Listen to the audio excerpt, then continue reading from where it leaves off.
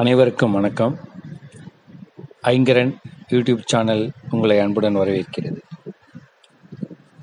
இன்று நாம் கட்டிக்குளம் மாயாண்டி சுவாமிகள் பற்றி அவருடைய வரலாறை தான் தெரிந்து கொள்ளப் போகிறோம். மதுரையில் இருந்து ராமேஸ்வரம் செல்லும் வழியில் சுமார் 40 கிலோமீட்டர் தொலைவில் உள்ள கட்டிக்குளம் என்ற கிராமத்தில் 1858 ஆண்டு மாயாண்டி சுவாமிகள் பிறந்தார். மகா சித்த புருஷர் சூட்டுக்கோள் ராமலிங்க சுவாமிகள் தனது பெற்றோர்களான பிச்சை வேலருக்கும் கூத்தாயி அம்மாளுக்கும் அளித்த வரத்தால் பிறந்தவர். சிறுவயதில் அவர் தெய்வீக குணங்களை வெளிப்படுத்தினார். பல சமயங்களில் பாம்புகள் அவன் உடம்பின் மேல் உருண்டு தலைக்கு மேல் படர்ந்தன. மற்ற குழந்தைகளைப் போலவே அவரும் பள்ளிக்கு சென்று தனது பெற்றோருக்கு மண்பானைகள் செய்வதில் உதவினார்.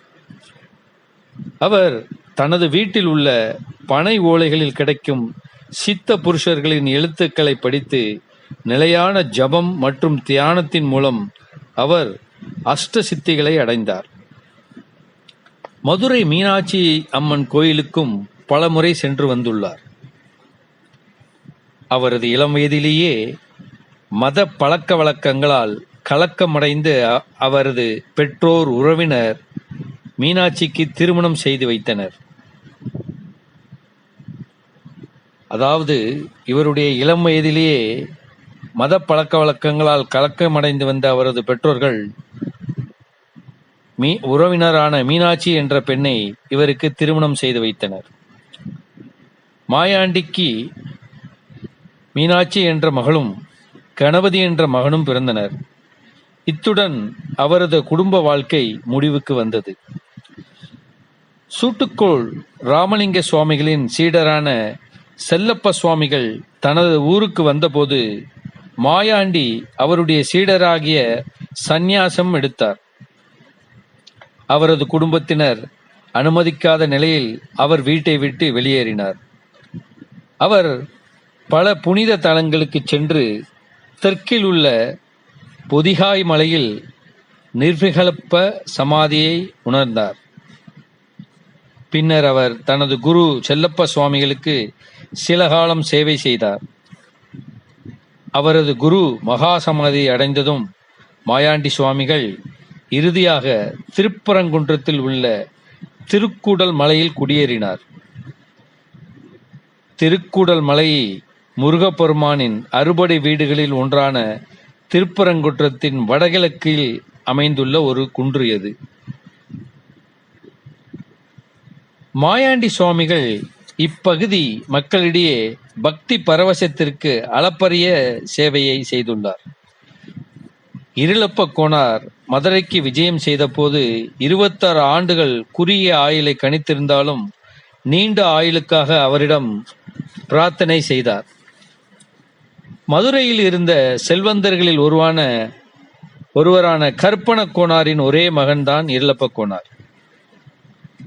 மாயாண்டி சுவாமிகள் இருளப்ப கோனாரை கட்டுக்குளத்தில் உள்ள கற்பனேனந்தலுக்கு அழைத்துச் சென்றார்.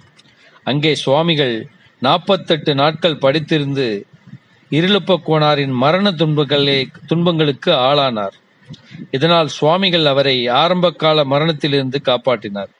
அன்றிலிருந்து இருளப்ப கோனார் சுவாமிகளின் தீவிர பக்தரானார். அவர் தனது செல்வம் முழுவதையும் சுவாமிகளின் சேவையில் செலவிட்டார். அவர் சுவாமிகளின் அறிவுறுத்தலின்படி திருக்கூடல் மலையில் கோயில்கள், அதாவது திருக்கூடல் மலை உச்சியில் தண்டபாணி கோயில்கள், மற்ற சித்த புருஷர்களான சமாதிகள், மண்டபங்கள் போன்றவற்றை கட்டினார். சுவாமிகளின் அருளால் கருப்பனேந்தலில் உள்ள காசி கஷேத்திர தரிசனமும் கிடைத்தது.